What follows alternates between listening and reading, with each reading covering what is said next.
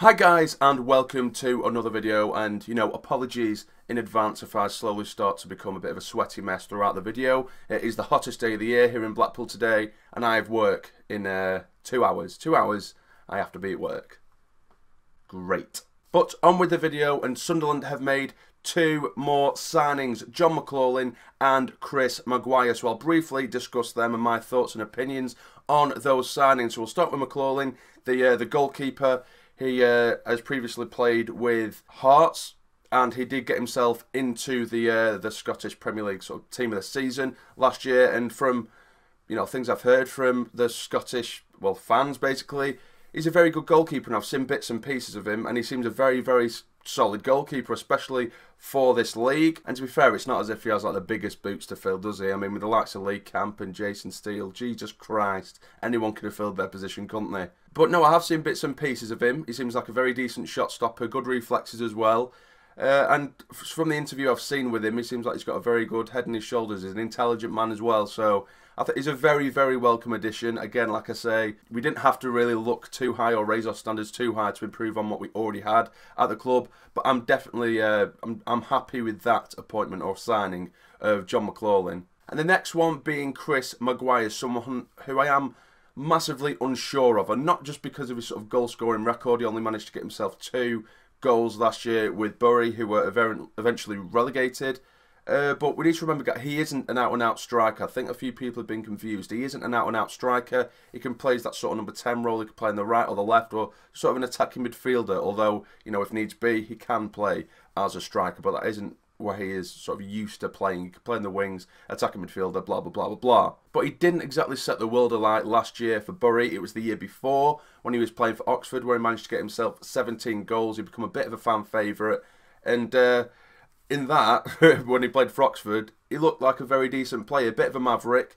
But the only one concern I have about him is, obviously, even before he comes in, I'm going to have his back. Every player that is signed, regardless of what they've done prior, I will always have the back, because I think that's what we should do, because we haven't seen him in the Sunderland shirt yet. But the one concern I do have about him is he does have a sort of cockiness about him, which I don't mind, unless, if your performances back it, and then you're a bit cocky about it, fair play, you be as cocky all you like. But I've seen sort of celebrations, he tries to wind up opposition fans and stuff like that, which could get him into a spot of bother, and I haven't seen him enough to make a fair judgment on that. I've just seen sort of goal celebrations from when he has scored, and he gives us sort of a bit of a swagger walk and looking directly at the opposition fans, which he could end up making himself look like a bit of an idiot if if he does those types of celebrations at the wrong times. But he does look like, under the right management, he could be potentially a very decent player indeed.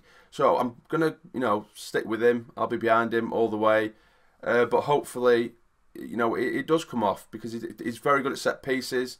I've seen them. He scored several set pieces. But this is me going off the Oxford, the time he had at Oxford, because last year I think was a bit of a write-off for his career. He was in and out of favour. I think he only made 15 starts all season last year with Bury, so I don't know whether there was a rift there within management or just him in the club in general. I couldn't tell you, but he wasn't the sort of fan favourite he once was when he was playing for Oxford, when he really did hit the ground running. So hopefully, if we get the right players around him, and Jack Ross gets hold of him, hopefully we will manage to get the best out of him. And if so, fantastic, and it will end up being a fantastic signing. Let's just hope he doesn't have the sort of attitude problems that I'm sort of guessing. I am guessing about it, but just someone who I'm a little bit wary of, but we shall see. So that's it for today, guys. Those are the 2 signings. I am very, I'm pleased with them. I'm pleased.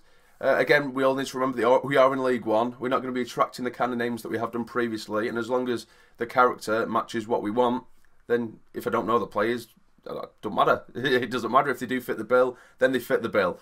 But you guys leave in the comments below, what do you think about these 2 signings as well? And if you have enjoyed the video, please hit the like button and subscribe if you're not already.